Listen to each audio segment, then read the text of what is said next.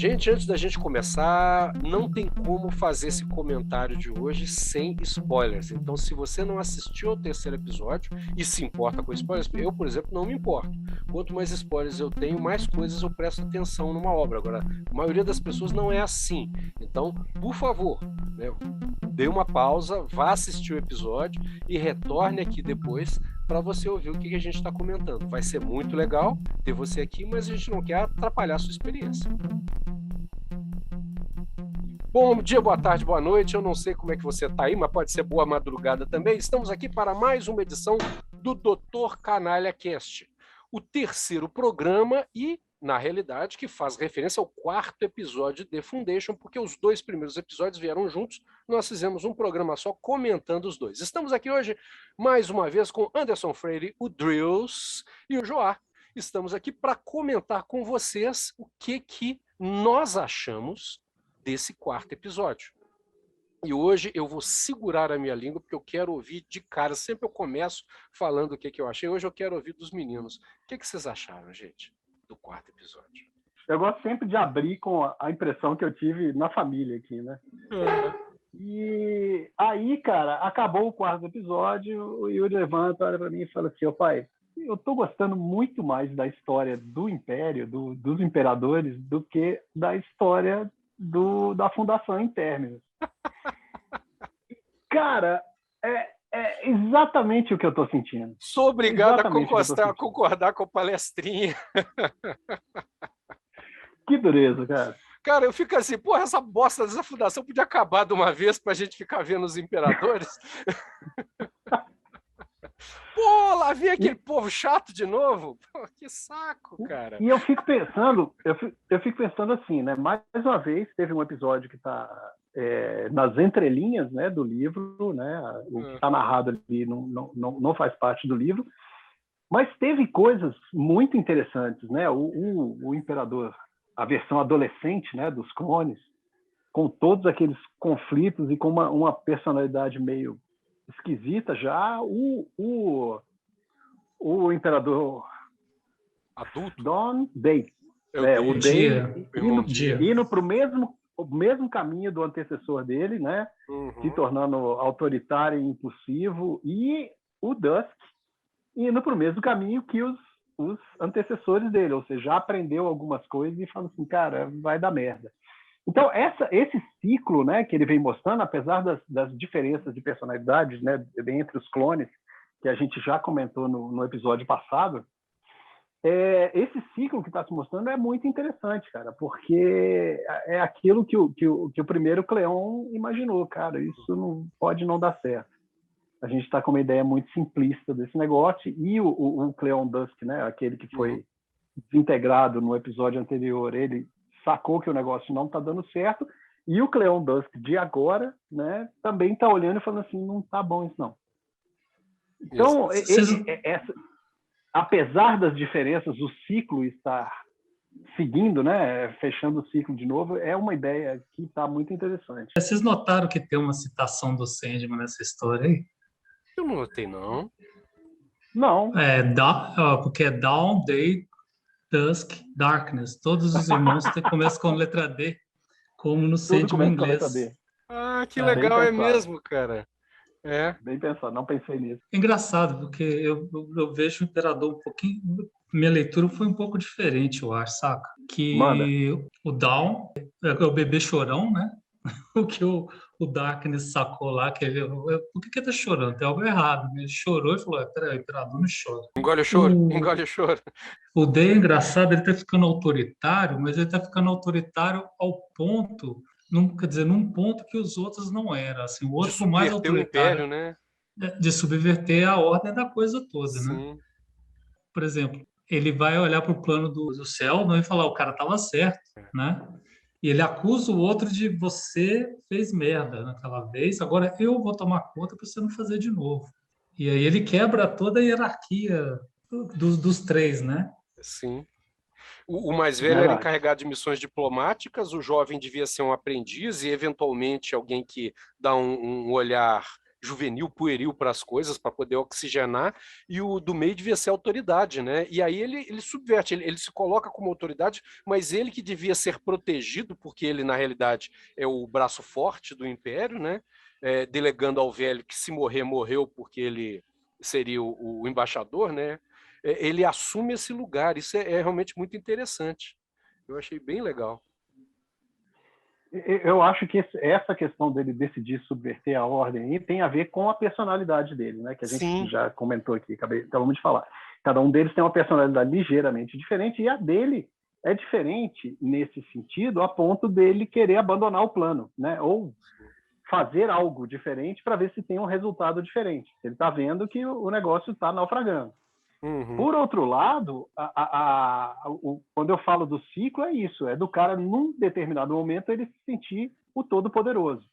Né? Na geração anterior, eu acho que caracteriza bem naquela cena da execução, né? dos supostos atacantes lá. Sim, é verdade. Né? Que ele se mostra extremamente autoritário ali, e a gente está vendo o Dawn, né? Agora se tornar... o Dawn não, o Day se tornar autoritário, mesmo que tomando um caminho diferente. Que é essa discussão do componente genético da gente, né? A gente tem impulsos genéticos que determinam parte da nossa personalidade. A forma como isso vai se dar, com todos os controles, depende do meio. Então, os acontecimentos moldam como a gente vai ser agressivo, mas a gente... digamos, as posturas, elas vão se articulando a partir desses determinantes, né, sociais e vamos chamar de fenotípicos, né? Mas você vê que na realidade. O Imperador Day, desse atual momento da série, quando ele era o Dawn, e durante a execução, ele pergunta se podia ser diferente. Ele já contesta desde pequeno, né? Do mesmo jeito que esse atual Imperador, que é o Day, provavelmente ele vai engolir o Dawn quando o Dawn chegar, porque ele é muito inseguro para tudo, né? Extremamente inseguro. Aliás, tem uma cena genial nesse episódio que mostra justamente essa incerteza que ele vive, né? Que ele vai encontrar a menina lá, a jardineira, e ele pergunta para ela, o que você viu? E ela começa a ceder à autoridade dele. Ela fala para ele, eu só vi o que você quiser que eu tenha visto. Uhum. Eu só vejo o que o imperador quiser. E aí o cara começa a se impor em cima dela e, de repente, ela fala, você está tendo isso, assim, assim, assim, assim, você precisa comer essa planta aqui que vai resolver esse problema seu.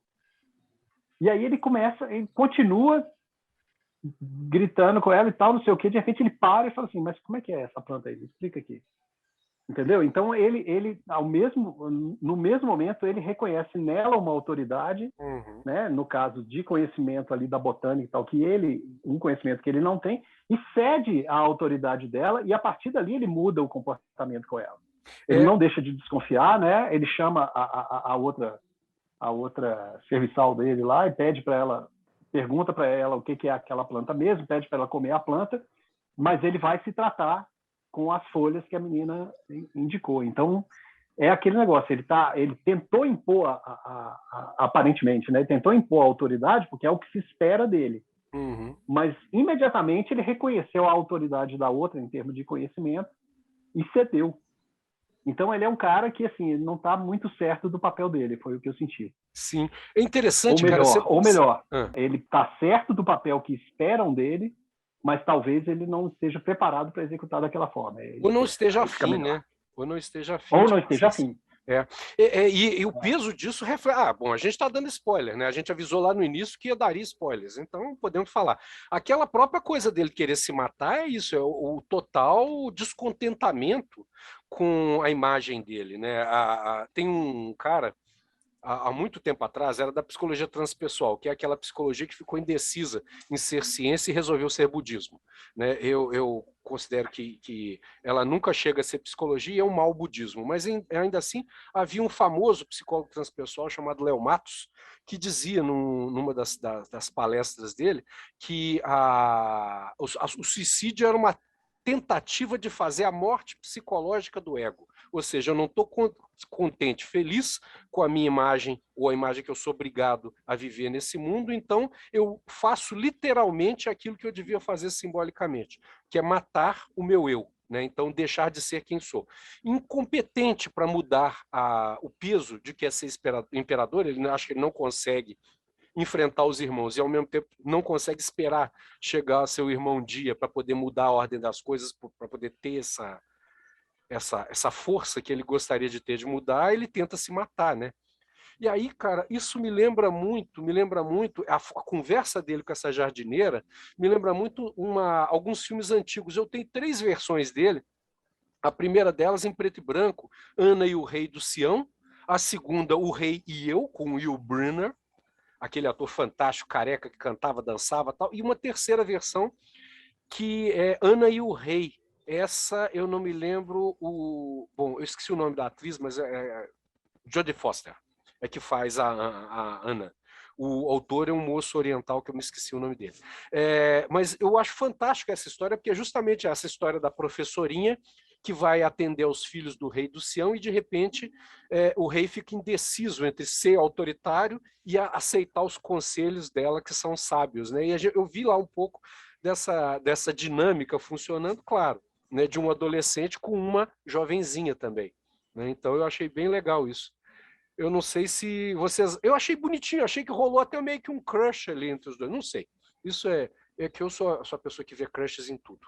Mas eu achei interessante a sequência. Eu achei que vai ter um imperador apaixonado também. Fiquei com essa impressão. A cena é bem descritiva nesse ponto. E por falar em descrição, eu achei muito legal a forma como eles trabalharam imageticamente o jovem imperador, errando toda a coreografia. Uhum. E os outros ficando super incomodados, né? Eles reforçando mais ainda a ideia que esse aí vai fazer merda. Sim, é muito legal, muito legal. Genial, não sei como a dinâmica dos 4, né, considerando o Dawn, o Day, o Dusk e o Darkness, né? É isso, não é? Darkness é o último, mas o que morre. Eu não sei porque eu pensei muito no final dos Beatles, aquele encontro dos 4, a dinâmica dos Beatles, assim, sabe? Paul, George, Ringo e John. Um contestador, o outro mais sábio, aí o outro mais juvenil e o outro mais, vamos dizer, bom moço. Assim, eu achei muito interessante a dinâmica dos 4 Beatles do ano, sei lá quantos mil. Eu achei muito interessante a dinâmica dos 4. Quando o Darkness morre, eu fiquei imaginando o Ringo Starr cantando My Sweet Lord, alguma coisa assim.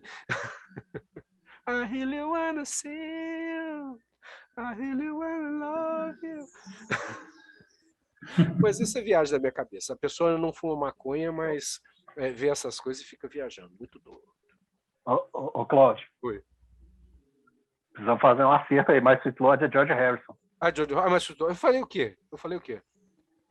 Ringo Starr. Ô, cara, eu comi maconha estragada com caruncho, isso aí.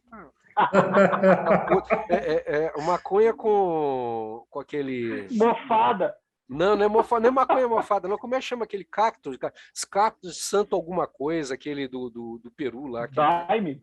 Muito doido. Botão de peiote. O peiote é lá do México. Mas... eu fiz um sopão. Mas eu sou desses que troca tudo. O que vocês acharam daquele diálogo lá sobre as almas que os imperadores têm? Cara... Pois é, cara. Pergunta. Vai lá, fala. Isso é uma coisa difícil, né? Porque depende muito da crença, né? Eu acho que ali eles partiram para discutir uma convenção, né? Uhum. De que tem como é que se diz, pessoas de determinadas crenças que não aceitam que o clone possa ter uma alma, né? Eles partiram para discutir essa convenção. Não, isso é o que esse povo acredita e tal, não sei o quê, mas eu senti que todos eles acabam tendo uma dúvida, né? Será que é assim mesmo? E o que eles acreditam? Eles acreditam em alma ou não? Isso para mim não ficou também claro. Entendeu? Mas qual é o conceito de alma, né? Diga, João. Engraçado a sua leitura, que eu fiquei com a impressão assim, se o povo não acreditava que os 4 tinham a mesma alma. Porque o mito do imperador, eu acho que o mito do imperador clonado eterno, eu acho que parte desse pressuposto deles terem a mesma alma. E que eles são, e essa conversa vem justamente quando eles estão mais diferentes uns dos outros, né? Eu fiquei com essa impressão na conversa. Eu realmente eu acho que tem uma discussão ali que de alguma forma aproxima a nossa discussão atual sobre a clonagem, né? Muita gente fala isso, né? Se eu clono o Joá, né? Será que o novo Joá vai ter uma alma ou não vai? Ou será que o Joá vai ser idêntico o Joá 2 vai ser idêntico ao Joá 1? Agora, uma coisa que me ocorre é que nenhum Joá vai ser igual ao outro, né? Se o Joá tivesse um irmão gêmeo, mesma genética, iam ser 2 pessoas diferentes, mesmo com pequenas diferenças, iam ser diferentes. E tem uma grande questão aí, o que é alma? Né? Eu, como um materialista ateu, cético, né, e cínico, né, eu acho que esse conceito de alma já deu, né, ele já era.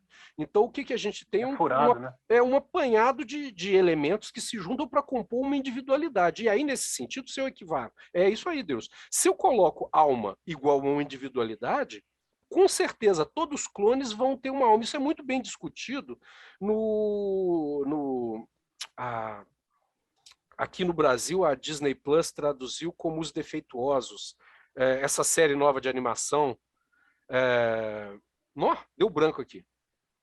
Onde mostra 4 clones que são diferentes, e na realidade eles encontram um 5º clone, e depois uma 6ª clone, esse desenho novo da Disney, lá da Disney Plus, que são os clones do Star Wars, né? E mostra isso, né? A individualidade dos clones ela é definida pelas experiências que ele tem, e, claro, aqueles elementos que eles induziram para criar clones especialistas, né? Então tem um clone muito forte, um outro clone que tem capacidade de atirar muito bem, um outro clone que é o Tracker, que tem a capacidade de rastrear, meio que um índio, um indígena dos filmes de cowboy, e tem um outro que é o Tech, né, que é o cara mais tecnológico lá. Então, cada um deles tem uma habilidade diferente. Essas habilidades, junto com as experiências, formaram uma personalidade absolutamente diferente. São os defeituosos, esqueci o nome, cara. Que é justamente isso. O que nos faz?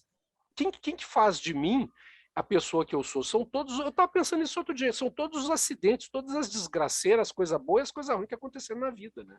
Eu sou fruto de uma série de experiências. E eu só sou a pessoa que eu sou por causa disso. Da mesma coisa o Drills e o Joá. De repente, se alguma coisa tivesse acontecido lá atrás, o Drills tinha virado percussionista de uma banda afro, né? E não ia gostar de heavy metal, não ia gostar de rock, né? Mas ele ia gostar de música, mas ia ser uma outra parada. Sei lá se o Drills gosta de percussão de banda afro. Essa discussão aí vai até o teletransportador de Star Trek, né? Que aí ela vai para o espaço, porque exatamente. Porque o teletransportador do Star Trek desmaterializa, cria um novo em outro lugar e a pessoa é a mesma. Sim. Exatamente. Então você teria que copiar os padrões mentais, memórias, emoções. Isso é um negócio muito doido. Tem uma discussão filosófica inteira naquele livro Star Trek, a Filosofia, se eu não me engano, né? Justamente sobre isso. Será que a pessoa que é... Oi? Do teletransporte. Em cima do teletransporte. Exatamente essa discussão. Será que é a mesma pessoa ou será que é uma pessoa diferente? Né? Aqui em casa nós já viramos noite discutindo isso. Cara, eu adoraria passar uma noite conversando com você sobre isso. Caramba, bicho, é aquela que você olha e fala assim, pô, mas já são 4 da manhã, cara, e a gente não chegou a nenhuma conclusão. Vai dormir, diabo. Já aconteceu. Já aconteceu. Só um toque que eu achei interessante do clone, que eu fiquei imaginando a sala de roteirista, os caras se perguntando, e se o Asimov tivesse vivo, qual era o assunto dele hoje? Alguém grita, clone, todo mundo, clone. Sabe? Vamos falar de clone. É verdade. É verdade. Eu acho que é perfeitamente... Por isso que eu estou gostando tanto vamos chamar assim, do ciclo, né, ou do arco, né, do Império, porque induz a gente a pensar coisas novas. O arco da Fundação tentou colocar uma narrativa nova, trazendo elementos... A gente pode entrar nisso depois, eu não quero atropelar essa parte do ciclo do arco do Império, mas trouxe elementos do futuro da série para cá. A gente meio que intui que estão introduzindo esses elementos, porém sem desenvolver a coisa muito legal e usando uns recursos fraquinhos de roteiro, né? Uns negocinhos assim que você fica olhando e fala assim, nem é isso aí mesmo? Vamos chegar lá, né? Vamos chegar lá. Como dizia o Afif, juntos chegaremos lá. Eu acho que tem até mais. Mas isso é especulação para o final. Vamos lá. Esse questionamento sobre a alma, então, agora também eu já estou pensando várias coisas diferentes ao mesmo tempo. Que a gente tem que ver, mas eu acho que a dúvida foi semeada entre os Cleons lá, os clones. Sim. E é interessante o papel da religião no Império, isso é muito bem colocado, né? Me parece que, eu não estou lembrando, como eu falei, tem muito tempo que eu li os livros, né? Eu só me lembrava da religião ser posta mais à frente na discussão da própria fundação. Eu não me lembrava que o Império tinha religiões, pelo menos descritas, da forma como elas estão descritas. E eu estou achando isso muito legal, porque religião é realmente parte do controle social, né? A religião é muito importante no controle social. E isso aparece de uma forma muito clara, né? O Império se sustenta na imagem do imperador como divino de alguma forma, né? Que é muito aquela história do César lá, aquela história famosa, né? Que o César estava no triunfo e ele tinha um escravo grego que ficava do lado dele dizendo: lembra-te, não és Deus, né? Falando no ouvido dele, mas que todo mundo tratava os triunfos como se e César nem chegou a ser imperador, né? Mas tratava os imperadores como se fossem divinos, né? E os próprios heróis, né? No caso dele, ele era um grande general, né? Como se fossem divinos, né? Dentro da República Romana, do Império Romano. Nessa questão da religião, eu tenho um comentário para fazer aqui, mas já é para puxar o gancho para a gente comentar o outro lado, o lado da fundação, o outro arco. Ué, temos que pensar aqui. A gente já tem coisa para falar do Império ainda? As minhas impressões eu já passei. As a não minhas ser que também. vocês me puxem alguma coisa. Não, a princípio, o que me chama a atenção nesse arco do Império é que ele é extremamente bem desenvolvido. Eu estou gostando da personalidade, a forma como eles trabalham os personagens. Eu achei muito interessante que a Demerzel, a Ito Demerzel, né, ela está muito mais emotiva do que se podia imaginar, assim, muito mais que o próprio personagem nas obras, né? Sempre o Demerzel tem uma postura mais distante por um lado, e mesmo no avançar dos livros, lá para os últimos livros da série, né, Fronteiras da Fundação, lá na frente, a ideia, o desenho do Demerzel é muito, que lá já tem outro nome, né, ou retoma o nome anterior, é muito mais distante, apesar de sábio, né, mas, vamos chamar assim, quase divino, né? E aí ele não, ela tá muito humana e preocupada e olhando e tipo assim, as coisas estão fugindo ao controle e aí a gente pode até brincar, a gente que já leu os livros, fica pensando assim, poxa, ela não está preocupada necessariamente com os imperadores, ela está preocupada com o destino do império, né? O destino da espécie humana. Mas eu acho que isso é um detalhe interessante no arco.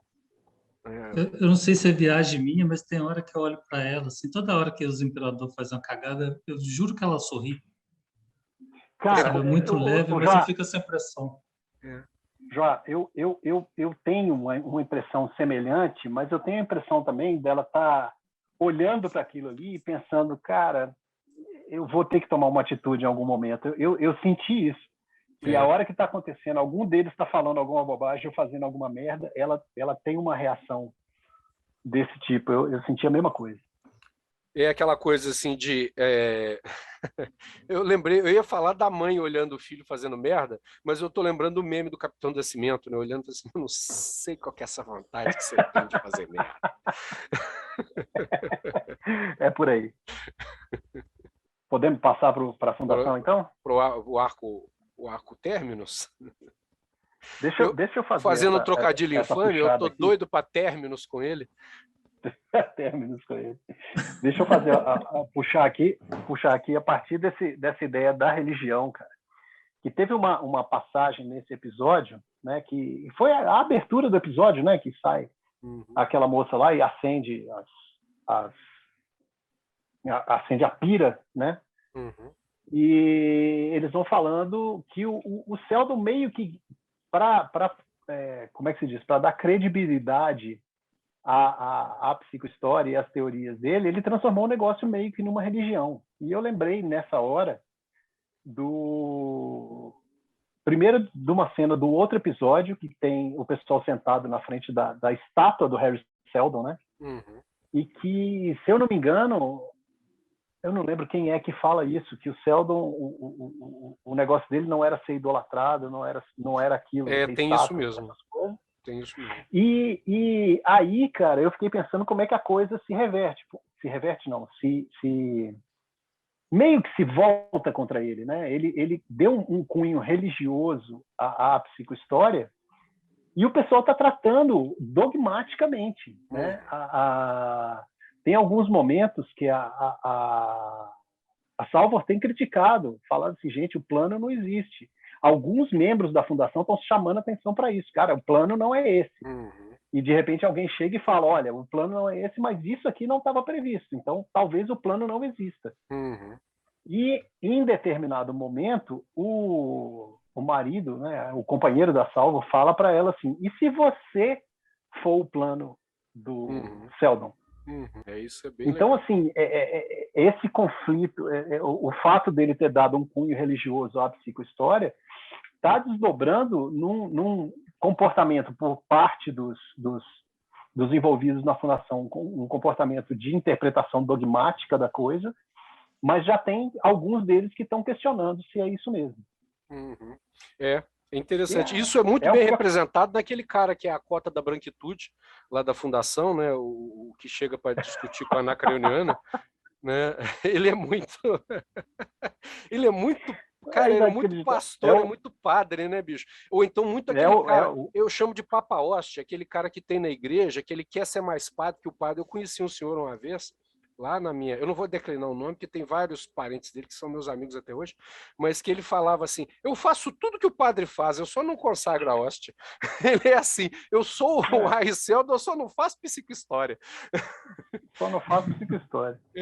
Cara, eu acho muito cara de igreja mesmo. Aí você fica... Minha mãe brigava na igreja por causa disso. Ela era louca para ser um Papa Hóstia, mas ela não conseguia. Ela vivia fora, na periferia da igreja, por causa disso.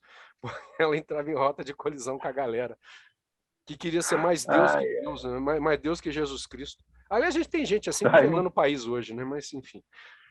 Bom, deixa pra lá. Mas aí essa relação, eu tinha sentido um pouco disso quando eu li o livro, mas na série está mais forte esse negócio. Sim. De que tem várias pessoas que veem a psicohistória dogmaticamente, né, como um dogma a ser seguido. Eu não sei se você reparou, o pessoal da equipe de produção, né, que cuidou do visual da série, fez inclusive a estátua do Seldon, é maravilhosa porque ela tem uma coisa meio aquelas estátuas do Akhenaton, né, o faraó que transformou a religião politeísta egípcia numa religião monoteísta. Tem umas estátuas do Akhenaton que são elas têm uma coisa de realismo que repete a imagem da pessoa, mas ao mesmo tempo a base da estátua remete a uma coisa meio pedra de roseta, cheia de hieróglifos, assim. Ela tem um ar egípcio, aquela estátua, que remete a essa coisa do faraó idolatrado, que é bem legal, assim. Eu acho... Por um lado tem um pé no realismo, por outro lado tem um pé na coisa meio divinizada do Egito. Eu acho aquela estátua fantástica. Eu tinha vontade se eles iam vender aquilo. Espero que numa dessas convenções de fãs tenha, porque eu quero uma estátua do Harry Seldon. Eu sempre quis ter uma estátua do Harry Seldon, um quadro do Harry Seldon, só que eu achava as artes muito feias. Ele no cofre, aquela coisa dele na cadeira de rodas, né, e materializado do holograma. Sim. Agora, se venderam uma estatuazinha daquela, eu quero uma, cara. Eu quero uma para chamar de minha, botar na minha estante. Mas é isso. Agora, bom... Vai acontecer, você não deve ser o único, não. Eu quero, cara, eu quero. Já vou olhar aqui, depois eu vou olhar aqui se tem no... Como é que chama aquele troço que vende coisa na internet, aquele que tem do mundo inteiro? Porra. Sei lá. Esqueci. eBay. Bom, eBay. Vou lá no eBay se já tem lá alguém que já fez uma fanart de resina. Estátua Ariceldo. Vamos lá. Olha só, já que já puxamos para o arco do Términos, eu vou dar um veredito aqui. Que eu vou resumir numa frase. Salvor foi pro vinagre. Pois é, cara. O que eu me propus a fazer, cara? Porque eu estou gostando bastante da série, sabe? Eu vou realmente desconectar do personagem do livro. Eu também. Fala Salvor Harding. Fala a palavra, o nome. Fala o nome. Salvor Harding. Jedi. Jedi. Jedi.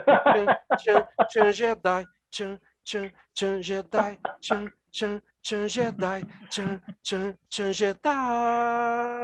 Jedi. Uou. Ai, meu Deus, tá nesse nível. Cara, o que é aquilo, bicho? Eu já ouvi falar de mentálicos, mas assim, a combustão espontânea, como chama? Aquele trem que a coisa nasce do nada, que neles acreditavam que os bichinhos nasciam da banana. Não, geração espontânea. Ela é forte na força, cara. Os midi-chlorians devem ser muito ativos nela. Voou midi-chlorian lá em Términos, né? Pois é, cara, que respingou de um universo para o outro. Quem ia gostar disso era o Jodorowsky. Ele fala, que merda é essa, cara? Mas é uma viagem muito doida. Quando eu falo foi pro vinagre, cara, eu até estava conversando.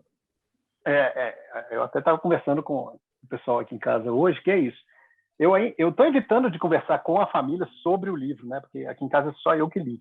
Uhum. Mas esse lance de que Salvor Harding vai ser um pacifista e tal, eu ainda acho que dá para fazer. Dá sim. Inclusive, a frase do Salvor Harding já apareceu. Teve na boca do pai dela nesse episódio. E é legal que é colocado como uma coisa de velho, né? Isso, exatamente. Então eu acho que ali... Ainda somos os mesmos e vivemos como os nossos pais. Como nossos pais. Já faz tempo que me deu a ideia de uma nova... Será que teremos uma mudança? Mas aí, cara, eu acho que ainda dá para consertar, para evoluir, né, para esse Salvor Harding. O que não vai dar para largar, vai ser muito difícil de largar, esse negócio místico dela ser a escolhida. Isso não cabe na história que tem no livro. Sim, e não cabe nessa fundação. Essa fundação específica, né, não tem espaço para isso. Não tem espaço se seguir o livro. Se seguir o livro, né? Né? Tem que ver para onde vai, né? Pois é. Se eu não estou enganado, quando ela fala a frase, agora eu vou abrir um parênteses aqui para cortar. Eu fiz uma cola, eu andei ouvindo o audiolivro para saber um pouco mais e ficar tão boiando. Porque daí dá para caminhar e ouvir e mata o tempo. Não estou com o livro aqui também. A frase da violência é o último... recurso incompetente. Um último recurso do incompetente. No livro ela fala na segunda parte, quando ela está mais velha, né? Quando o personagem está mais velho. Então faz sentido o pai falar agora e ela não ser tão assim agora. Sim. Né? O que eu uma achei, coisa para falar lá na frente. O que eu achei da frase aparecer na boca do pai dela é que me deu a esperança de que pode haver uma evolução da personagem nesse sentido. Quer dizer, eles estão com essa ideia lá, eles não descartaram essa ideia. Sim. Nesse sentido. Mas, de novo, o lance do escolhido e do misticismo ali, quero ver se eles vão largar isso e como. E ainda dá até para trabalhar com isso, que talvez, né, essa condição dela toda seja estimulada pelo cofre que não abriu, e de repente, quando o cofre abrir, né, o Vault lá, né, o obelisco do 2001, que está muito cara de Obelisco 2001 aqui, negócio. Obelisco não, como chama? Monolito 2000, monólito do 2001. Mas aí, pensando nessa ideia do monólito lá, influenciando os macaquinhos, né, os australopitecos lá de 2001, eu achei que ainda dá para salvar a Salvor como uma pessoa inteligente. De repente, isso tudo é um efeito do cofre, né, do Vault, que está para abrir. Então, esse efeito está influenciando a ela, porque precisava disso. Então, ela talvez, se eu fosse escrever isso, eu salvaria a personagem assim. Depois de aberto o cofre, ela vira uma pessoa normal e aprende com as experiências dela, né? E que é o grande barato da fundação, né, da primeira fundação, é ter esses personagens extraordinários que são gente como a gente, né? Aquela pessoa que pega ônibus, vai ao banheiro, né, tem gases, né? Essa pessoa normal e que às vezes dá uma dentro. Que é o grande problema das séries que são feitas atualmente, né? Eu estou falando atualmente dos anos 2000 para cá, que elas são feitas, toda a temporada é feita de uma vez e vai, ainda que lançada aos poucos, ela já está pronta. Que não é o caso, por exemplo, dos anos 80, onde você tinha séries, ou dos anos 70, que a série ia sendo produzida e assistida ao mesmo tempo. Então dava tempo de você mudar o personagem de acordo com a audiência, né? Então, o pessoal está reclamando, então vamos corrigir. Oi? De acordo com o gosto do freguês. Né? É claro, que é um negócio super importante, porque às vezes eu tenho ideia, poxa, quando eu estou escrevendo um artigo, né, ao professor aí, né, só está exemplo de aula, eu estou escrevendo um artigo com alguém, a pessoa vira e fala assim, Cláudio, poxa, eu não gostei desse negócio, eu fiz umas sugestões aqui. Aí eu pego, leio aqui e falo, putz, cara, matou o espírito do conto, do artigo que eu estou escrevendo. Nossa, não dá para aproveitar isso aí e escrever de outra forma? E a gente vai conversando e vai moldando a ideia. Né? Você vai moldando o artigo, o texto que você está escrevendo, quando você escreve a várias mãos, dessa forma. A pessoa faz sugestões, de repente você achou que matou o personagem, matou o artigo, né? A ideia do artigo, o espírito do artigo. Aí você fala assim, não, pô, não dá para ser assim não, mas vamos incorporar isso aí que você falou, eu ajusto aqui. Aí devolvo, falo, não, eu ajusto aí, mas vamos acrescentar aquilo ali. E aí entre um episódio e outro, você vai amadurecendo. Ali não dá, né? A salva está definida, e aí só na próxima temporada, que já está confirmada, né? Que talvez se der algum bizil, vamos dizer assim, na personagem, ela possa ser modificada. É verdade. Mas desde que essa modificação seja por evolução, né? Não seja por mágica, né? Que é uma coisa complicada, né? Eu tenho muito medo dessas séries que investem muito em visual e às vezes cometem... Eu acho que eles não vão fazer isso, porque é muita grana para meter os pés pelas mãos. Né, e fazer um roteiro ferrado. Não dá para ser, cara, final de Game of Thrones, sabe? Assim, que você tem uma ideia e aí o cara é ruim de desenvolver a ideia, porque eu tenho certeza que aquele final de Game of Thrones estava previsto lá pelo Martin. Só que a forma como ele foi feito é que ficou ruim. Né? Dava para ter explicado aquele processo lá, não vou dar spoiler, sei que já não existe mais spoiler de Game of Thrones, mas enfim. Tem para quem for ler o livro, né? Porque vai ser outro final, com certeza. Ou então vai ser o mesmo final, mas de outra forma, porque eu tenho certeza que o George Martin, como ele constrói a personalidade das pessoas, porque o que ficou estranho ali é assim, aquele cara de 70 anos, né, que de repente revela que era um agente secreto esse tempo todo em que ele foi gari da prefeitura de Belo Horizonte, sabe assim? Ué, como é que você estava varrendo rua todo dia? Como é que você estava fazendo as suas aventuras de homem, The Secret Man of Mystery? Não tem como, cara. Não tem jeito. O Game of Thrones teve falhas, cara. Teve personagens que no apagar das luzes mudaram completamente a personalidade ou tomaram decisões que não tinham absolutamente nada a ver com a personalidade e com o histórico dele. Exato. Então teve várias falhas. Espero que Fundação não passe por uma coisa dessa, né? Mas quando eles pegam e falam assim, não, nós já temos planejado 8 temporadas, né? Que foi o que foi declarado na estreia. Talvez eles tenham um mapa bem desenhado da coisa, né? Vamos ver. Vamos ver.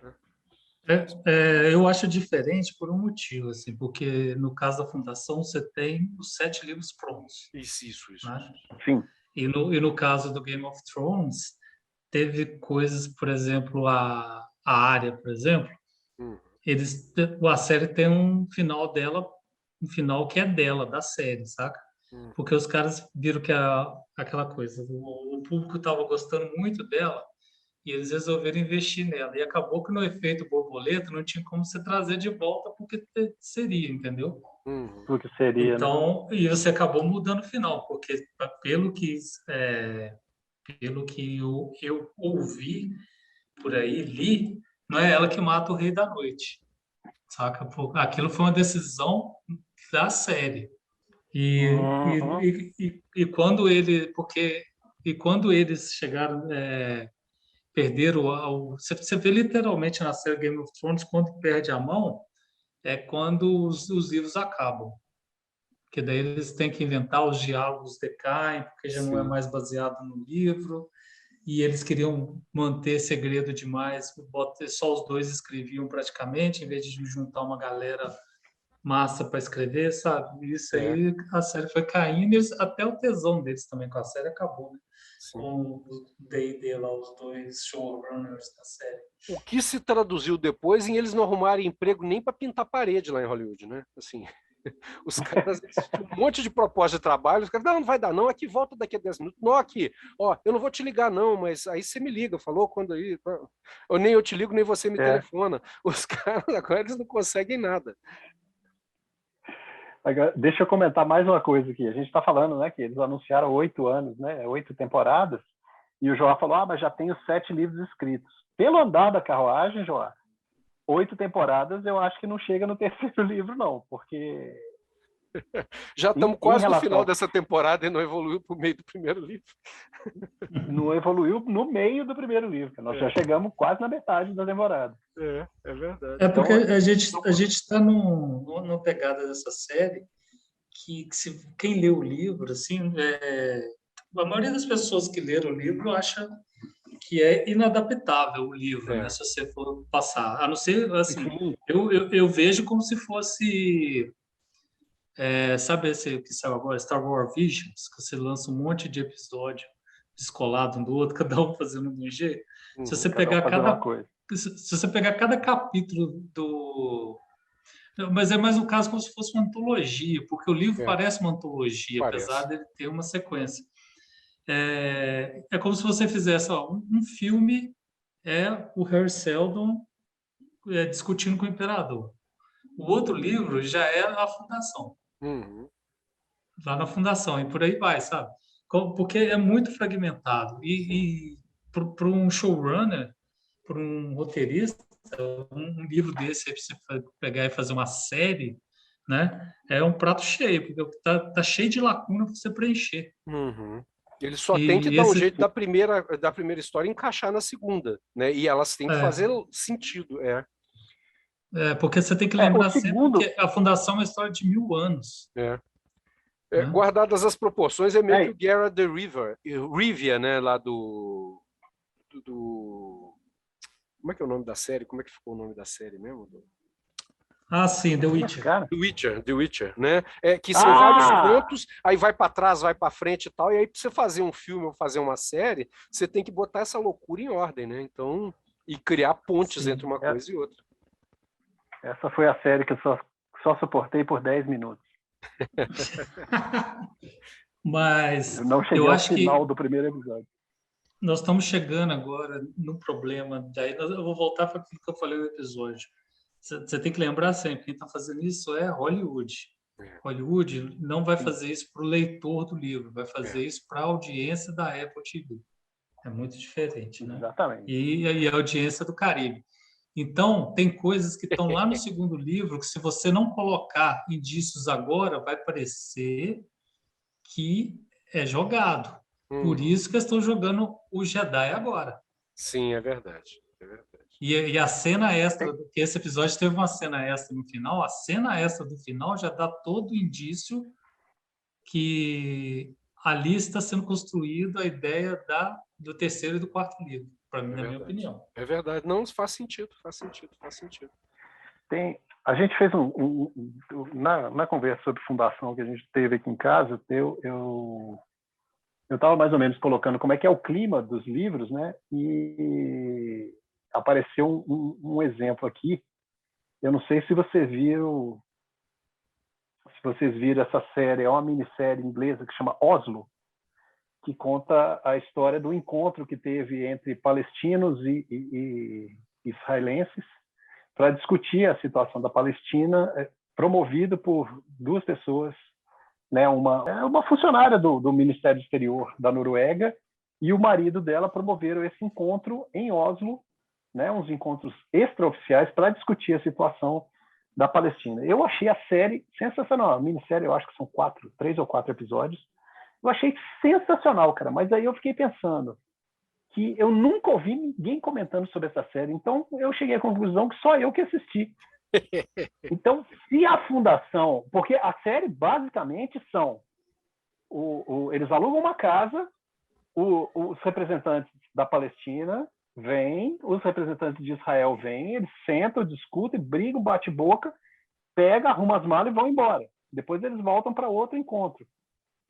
Se a fundação é um negócio, ou pelo menos o primeiro livro, né, ele está muito calcado em discussões, em ações diplomáticas, né, em discussão sobre política, essas coisas.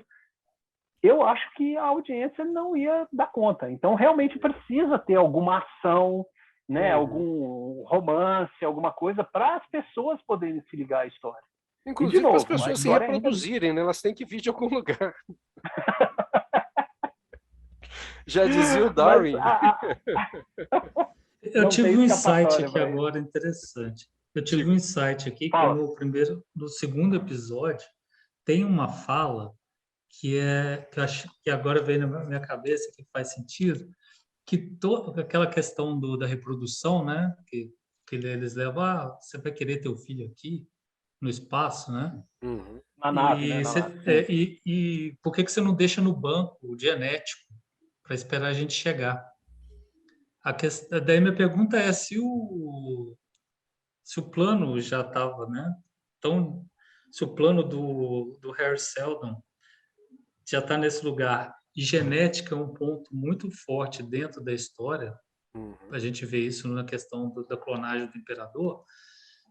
A minha pergunta é, será que o Harry Seldon não modificou geneticamente também algumas das pessoas naqueles bancos lá? Sim. Deixou essa ordem? Sim, sim. Que não seria um Deus Ex Machina, já está lá no começo. Né? Já está lá. E aí eles iam mostrar a evolução desse processo, eu acho que faz todo sentido. Porque a gente vai precisar de gente diferente, gente que não é como a gente em algum momento da série. Sim. Esperar a seleção natural fazer isso talvez não seja viável. Né? E o tempo para chegar lá, né? Eu não lembro, cara. Vocês que já leram há menos tempo que eu li há muito tempo. Putz grilo, como eu sou velho. Mas, enfim. Cláudio, só fazer um comentário aqui. Eu estou aqui tentando lembrar o que eu comi no café da manhã e estou tendo dificuldade, tá? Só para te botar seu pé no chão. Né, não, tranquilo. Mas eu estou pensando isso, assim, eu não lembro na série original, né, nos livros, se é explicada a origem dos mentálicos, ou eles simplesmente existem lá naquela outra situação que eu não posso falar, né? Se é explicada a origem deles. Ela é explicada nos livros? Eu acho que não, né? Eu não me lembro disso. Eles simplesmente existem. Não lembro. Eu acho que eles simplesmente existem e são usados. Né? Eles têm uma função. Eu também acho. É que nem as pessoas que são canhotas ou as pessoas carecas. Né? Existem carecas, então vamos usar os carecas para cegar as pessoas com o brilho das suas carecas. Né? Refletindo naquela minha colinha lá, né, que eu fui atrás dos áudios, livros e resumos, eles falam que os psicólogos da segunda fundação, eles treinam as pessoas para chegar naquele padrão. Ah, ok. Então, beleza. Então tá. Putz, não lembro disso. Tá vendo? É porque eu ouvi o resumo tem 2 dias. Tá. Não, tá, isso eu entendi, mas é porque eu li o livro tem 2 anos e não estava lembrando disso. Mas é isso mesmo, agora que você falou, acendeu a luzinha aqui. Uhum. Ah, bacana. Então tá legal. resolvido. Legal. Vamos ver como é que eles vão trabalhar isso na série, que é bem legal essa ideia. Né? Mas aí, vamos comentar a parte lá em términos para a gente passar para o spoiler bravo, daí a gente pode voltar nesse assunto. Perfeito. Vamos lá, vamos Terminus. Outra coisa que eu vi foi o problema da nave, né? Putz, eu esqueço o nome do planeta lá. Anacreon? Anacreon. Que está no livro, né?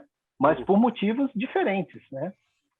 Mas foi outra ideia que eles mantiveram ali. Eles precisam consertar as naves. Uhum. Lembra disso, Carl? Lembro sim. Eles foram perdendo o contato com a ciência, né? Exato, e eles precisavam da fundação, exato. Que eu acho que aí entra muito, muito legal. Aquele namorado da Harding, da Salvor, vai ter um papel fundamental nesse desenvolvimento aí, porque a fundação vai estabelecer contato com esses reinos. Nos livros são 4 reinos, né? São 4 planetas, 4 sistemas vizinhos. Ela vai precisar estabelecer esse contato para construir o espaço delas. Elas são meio que, sei lá, os países asiáticos, antes da China virar uma grande potência, né, que acabam se tornando essenciais, né, pelo fornecimento de peças para os nossos computadores, né? A gente agora na pandemia teve bem isso, começou a faltar processador, faltar elementos para poder dar manutenção em computador. Aí a fundação, por causa do domínio do conhecimento, ela acaba dominando o mundo, que seria uma coisa que o Brasil devia pensar. Pessoas, por favor, cortaram 92% do orçamento da pesquisa desse país dia 8. É o caminho oposto da dominação mundial. O caminho oposto. É como se o Pink e o cérebro tivessem hidrocefalia, né? O cérebro, pelo menos, o Pink não ia mudar muito. Mas, assim, o plano para dominar o mundo mais burro. Eu vou acabar com a ciência e vou dominar o mundo! Cara, que é isso? E a fundação é uma loucura. Consegue dominar as coisas pelo uso do conhecimento, sem dar um tiro, e que é muito legal. Quando a fundação vai fazer a negociação, vai acabar auxiliando o pessoal de Anacreon com o lance das naves, mas quando eles vêm procurar a fundação já está estabelecida. Sim. Né? Aqui eles chegaram no momento, né, que os caras estão ali fazendo a fundação da fundação. Não levantaram parede ainda. Então, aquilo é quase um acampamento, né, cara? Lembra um campo de refugiado, aquele negócio ali. Essas coisas que a ONU monta. Então, os caras... essa relação, né, do auxílio que provavelmente vai ocorrer, ela foi muito antecipada na cronologia de Terminus, né, da fundação em Terminus. Ou eles criaram essa situação para gerar uma discussão sobre a situação de Anacreon, e aí vai ter uma solução com a Salvor resolvendo ou participando de alguma forma agora, tendo a lição dela para, num outro momento de negociação, já com a fundação no futuro, né? Ela fala assim, bom, agora nós temos uma solução para vocês. Né? Eu acho que pode ser. Ou até para eles ali entenderem a necessidade do pessoal de Anacreon, e entenderem que eles têm a tecnologia, eles dominam a tecnologia, que eles podem auxiliá-los, e entender que aquilo vai ser a moeda de troca deles, e aquilo vai ser o instrumento de poder da fundação dentro do Império Galáctico. Exato. Rodrigo, é uma coisa possível também. Não, eu acho que isso é fantástico.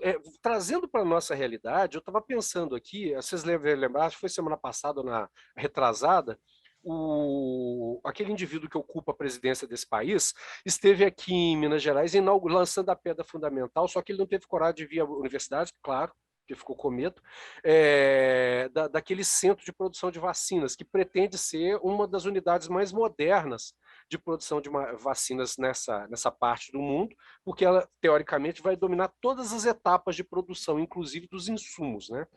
Eu estou pensando, cara, a UFMG sem verba, né, consegue fazer isso. A UFMG é uma universidade brasileira.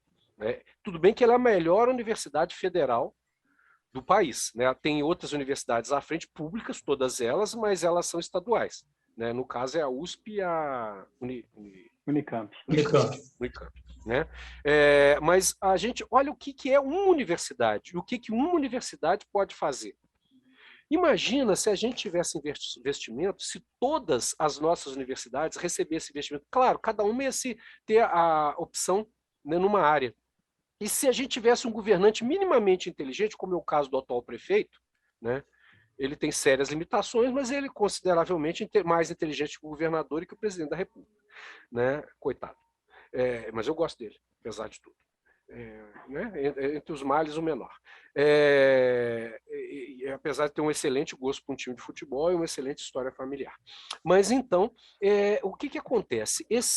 Um político com um mínimo de visão, que aceita o apoio de um grupo de cientistas, de um grupo de pesquisadores e que domina determinada tecnologia. No caso específico da vacina em Belo Horizonte, do cuidado com a pandemia em Belo Horizonte, a gente viu isso funcionando de uma forma muito legal. Agora imagina o que seria uma cidade inteira recebendo conselhos, orientação e transferência de tecnologia para resolver os seus problemas. Pensa em Belo Horizonte. O que Belo Horizonte podia se transformar numa parceria com a universidade, uma relação direta entre a cidade e a universidade. Agora, pensa isso com várias universidades de um país inteiro. O Belo Horizonte com a Universidade do Estado. Não precisava contar com a PUC, que é particular, não vai querer gastar dinheiro, né? Mas a Universidade do Estado e a Universidade, o FMG. Né? Onde que a gente podia chegar? Agora, imagina o que é isso, cara. Isso é desenvolvimento, né? Isso é visão de futuro. E é isso que a gente vê acontecendo. Por isso que eu gosto desses livros, cara. Por isso que eu gosto. Né? Meus colegas lá da biblioteconomia, as minhas colegas, os meus colegas bibliotecários, tem vários que têm os livros de fundação na estante. Aí vai fazer live, você vê lá o livro Fundação Isaac Asimov na estante, por causa dos bibliotecários. Eu acho que todo mundo que gosta de ciência, tecnologia e política devia ter esse livro lá, sabe, na estante, para olhar todo dia, sabe, acender uma vela de manhã ou de tarde, né, para mostrar como que é importante, cara, a pesquisa, como que é importante o conhecimento. Eu acho... Já fiz o meu comercial. Não, é aquilo que a gente comentou no primeiro podcast, né? E seria interessante que muita gente assistisse isso, e aí eu não estou falando só de Brasil, né? É no mundo mesmo, né? O conhecimento está desvalorizado no mundo inteiro, né? O papel do pesquisador, do cientista, do acadêmico está sendo sistematicamente desvalorizado na opinião pública. E o tanto que uma história dessa, se as pessoas começarem a assistir isso e refletir sobre isso, podia despertar a ideia oposta, né? Que, bicho, o que conta é o conhecimento, cara. Se você domina o conhecimento, você domina tudo. Porque pela força, cara, você não domina por muito tempo. Não adianta. É o ET Bilu que o diga. Cara, o ET Bilu é fantástico. Procurem conhecimento. É isso. Exatamente. Só isso. Exatamente. Cara, enquanto vocês estavam falando, eu estava procurando na internet, tem várias estátuas do Arceldon. Não tem essa específica à venda, mas eu já vi aqui a estátua. Ela realmente tem um monte de escritinhos na roupa. O fantasma... tá lá, o fantasma do matemático, episódio 3. Gostei desse. Calma que chega, calma que chega. Meu impulso nerdológico. Mas eu acho que a cena mais importante que eu acho, né, é a cena pós-crédito. Então, quando a Gal Dornick aparece no final, dentro da cápsula, né? Eu fiquei imaginando, cara, no livro ela não aparece de novo depois, né? Não aparece. Não aparece. E aí, desde o primeiro episódio, eu fiquei curioso. Cara, estão dando muita ênfase nessa menina. E ela sumiu depois, mas ela tá falando assim que ela sumiu. Eles deram dentro da trama, eles criaram um artifício na trama que indica que ela ser jogada fora da nave, aquilo tem um motivo, tem um porquê, sabe? Porque simplesmente ela podia ter desaparecido, acabou, entendeu? Ou ela morreu na viagem, ou ela virou uma ermitona lá na fundação, em términos, mas ficou muito claro assim, dentro da narrativa que era importante que ela não ficasse em términos, porque términos não pode ter alguém que saiba ler os planos do céu. Não Sim, exatamente. Porque isso não atrapalha. Isso faz parte do plano, né? Isso está no livro, né? Mas eles estão construindo isso e é engraçado. De outra forma. E agora vem um spoiler bravo do livro. Se você não leu o livro, tchau. Deu uma paradinha, tá? Valeu o livro e volta depois. Volta semana que vem. Valeu. Leia rápido. Exatamente. Que eu acho, cara, que ela vai... o motivo ali, para mim, ficou a impressão que ela foi expulsa para ser pega por alguém para criar a segunda fundação, ou as raízes da segunda fundação. Sim. E eu acho que nesse episódio, aquela questão da Salvo, dela ter poderes, né, dela ser metálico, eu acho que isso também tem a ver com já jogar semente para o livro 2 e para o livro 3, sabe? Para não ficar muito gratuito essa coisa que a Fundação 2 existe, e que na fundação existe aliás, nos livros falam que em termos não podia ter psicólogos. É psicólogo? Tá. Psicólogos. E eles falam que os psicólogos é que formam a segunda fundação. É verdade. Só que no livro deixa uma coisa por alto assim que os psicólogos podiam ser vamos dizer, um grupo secreto dentro da própria Terminus, né? Escondidos lá dentro, como parte do plano do Harry Seldon, mas assim, a parte secreta, né?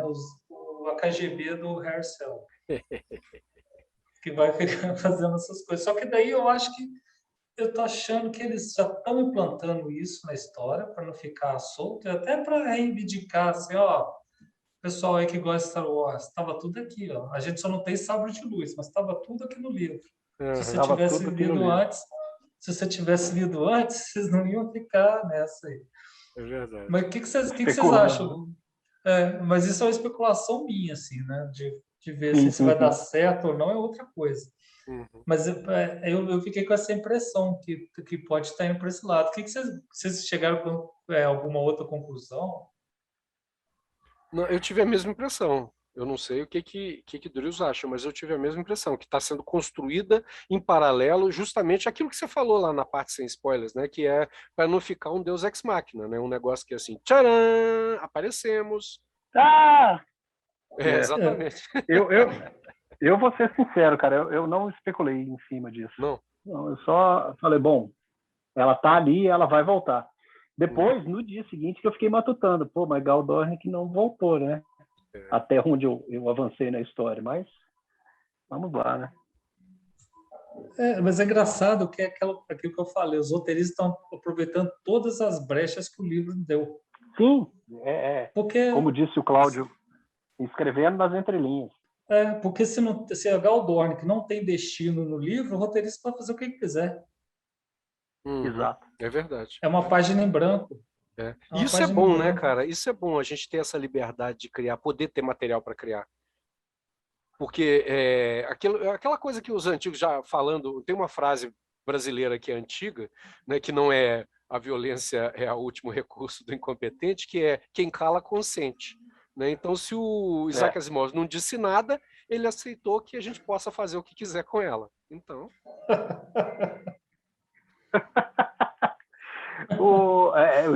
eu espero que essas entrelinhas, né, elas encaixem pelo menos essencialmente na ideia original, né? E por enquanto a pendência que eu estou vendo é só a questão mística da Salva. O resto eu acho que dá para manter. Mas também estou cada vez mais desconectado da história, cada vez mais tentando não ficar comparando a coisa, porque eu estou gostando da série. Agora, falando de uma brincadeira, né, é que toda vez que a Salvor aparece, eu fico falando assim, por que essa mulher de Anacreon não meteu uma flecha nessa menina logo? Que porra! A moça de Anacreon é bem mais legal. Se é para ser violento, vai ser violento direito. O sentimento aqui em casa para o lado de Salvor não tá bom também, não. Que mulher chata do inferno, cara. De sexta-feira para cá... Não escuta o pai dela, não escuta a mãe dela. Cabeça dura, né? De sexta-feira para cá, de sexta para cá, o Yuri, ele leu um punhado de reviews, né, de pessoas que estão assistindo, e ele chegou para mim e falou assim: pai, eu vou te falar um negócio, quem leu o livro está criticando um monte de coisa, quem não leu o livro está criticando um monte de coisa, e ele não viu muita coisa positiva sobre a série, as pessoas falando. E é lógico, né, que isso é a bolha onde ele está inserido lá, né? Hoje a gente vive dentro de bolhas. Eu estou procurando não ler review nem nada para não influenciar até a minha opinião, né? Eu vi um review por acidente, eu não lembro, num site aqui brasileiro, não lembro qual foi, que o cara estava metendo o pau no desenvolvimento dos personagens. Eu não concordei com o que ele escreveu lá, mas assim, também foi um review não muito positivo, né? O cara falando até bem da série, mas falando que os personagens são péssimos. Tem que ver, cara, como é que isso vai evoluir, porque é o que o Yuri estava falando. Se o cara que leu o livro não está gostando e o cara que não leu também não está, você cobriu boa parte. Você cobriu boa parte de quem está assistindo a série, né? É verdade. Eu não estou na mesma bolha que o seu filho chama Yuri, né? Yuri. Eu não estou na mesma bolha que o Yuri, eu não tenho acompanhado muita coisa agora, não. Antes da série estrear, eu tentei ver vários, né, pessoas que estavam falando, lendo as entrelinhas do trailer e tal, e quando ele estreou, eu acabei vendo alguns reviews. Eu vejo muito vídeo, geralmente eu coloco os vídeos de YouTube enquanto eu estou lavando louça ou cozinhando, né? Então, eu vejo muito nessas horas as coisas, e agora depois eu parei de ver também, porque estava assim, tão mais do mesmo, né, que eu estou preferindo deixar a série me embeber com a experiência. Agora, curioso, esse episódio eu tive uma sensação estranha, porque todos os outros eu vi mais de uma vez, pelo menos, o episódio. Esse episódio não me deu vontade de ver de novo. Eu terminei o episódio e falei assim: tá ok, tá visto. Sabe aquele, quando você começa a olhar a casa para alugar, e aí você vai no primeiro apartamento, aí você vai no segundo, aí você olha tudo, abre armário, abre torneira, dá descarga, bate o pé no taco para ver se tem taco solto. Aí chega depois do quarto, quinto, do sexto, você entra assim, dá uma olhadinha, você vê que o corretor tá te enrolando, você fala: tá visto. Não vou ver isso mais não. Sabe? Tá bom, já vi. Já tá dando uma saturação. Isso me preocupa, porque eu não sou assim com a série. Né? Eu fico lá olhando e tentando ver e tentando entender. Então, isso me preocupa, cara. Por outro lado, Cláudio, eu achei que esse episódio também foi menos complexo, sabe? Ele foi mais simples, ele teve menos temas abordados, né? Ele continuou puxando o fio lá da identidade dos clones, da evolução, a identidade ou não identidade, né? Dos clones da evolução e tal, e continuou puxando o fio aqui das dificuldades que o pessoal está tendo lá em Terminus. Então, são duas coisas que já tinham aparecido. Então, quando a gente chega lá e a gente teve tanto para discutir sobre, né, o papel da Demerzel com a evolução dos clones e tal, aquela cena do Dusk, né, andando no corredor e vendo todos os clones que o antecederam, né? Então, eram coisas mais complexas para a gente começar a desenvolver. Esse episódio, ele só desenvolveu essas ideias. Eu acho que na verdade, ele não apresentou muita coisa de novo. Né?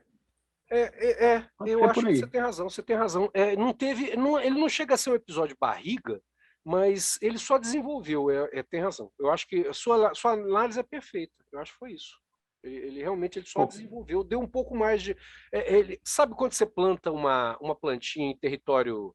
Em terreno seco, que você, ao invés de você regar, você coloca hidrogel, né, para poder a plantinha ficar ali 3 meses e crescer. Eu acho que é meio isso, assim. Esse episódio é o episódio de hidrogel. Você coloca ali para ver o que vai brotar desse negócio. E vai brotar alguma coisa, né? Esse episódio ficou com cara de fill-in, né? Vamos encher linguiça aqui para dar 8 episódios para uma temporada. É verdade. Mas de novo, cara, eu tô achando que 8 temporadas eles não vão conseguir fazer nem a trilogia inicial da Fundação, do jeito que tá indo. Sabe que eu tô com esse medo? Eu tô com medo desse início. Eles tentaram desenvolver demais os personagens, aí depois virar aquela corrida louca, sabe? Cara, porque você deve lembrar o 7º livro, cara, ele vai longe pra caramba, bicho. Não, eu só li os 3 primeiros. Você só leu os 3 primeiros? Os 3 primeiros. Então eu não vou te dar spoiler, não, mas, cara, o último episódio, ele vai muito longe, cara. Ele vai longe pra caramba. Nossa. Eu não sei nem se é o 7, porque eu não lembro a ordem com os quais eles foram escritos. Mas é o último livro que conta a última parte, né? E que depois o Asimov ainda ia desenvolver mais, mas ele acabou morrendo. Ele morre de AIDS, né? Ele tem uma transfusão de sangue e acaba falecendo de AIDS. Mas... Eu acho que o livro que avança mais é o quinto. É o quinto, né? Que depois vem as prequelas, né? Exatamente. Eu acho que é. Ou é o quinto ou é o sexto. Ele vai muito longe, cara. Ele vai longe pra caramba. Gente, eu acho que essa série vai ficar só na trilogia mesmo. É. Vai buscar elemento de fora, mas vai ser só a trilogia. O que já é muito legal. Já. Eu fiquei plenamente satisfeito. Mais uma vez, eu quero a minha estátua do Ari Seldon. Eu acabei de ver, eu puxei na internet quando a gente estava conversando, eu achei que eram hieróglifos, mas a única foto que eu achei, eu dei um zoom, não é. É como se fosse uma escultura em pedra, essas pedras mais porosas, aquelas pedras que a gente usa para fazer muro aqui em Belo Horizonte. Uma pedra meio marronzinha, um arenito. Pedra São Tomé, um arenito, um negócio assim. Aí ele são marcas de escavação na pedra, como se fossem degrauzinhos. Mas se fosse hieróglifos, ia ficar muito bonito. Gente, é isso aí. Os pontos que eu anotei, eu já comentei todos aqui. Encerrou? Acabou. Cara, bacana. Encerrou, né, gente? Valeu, gente. Galera,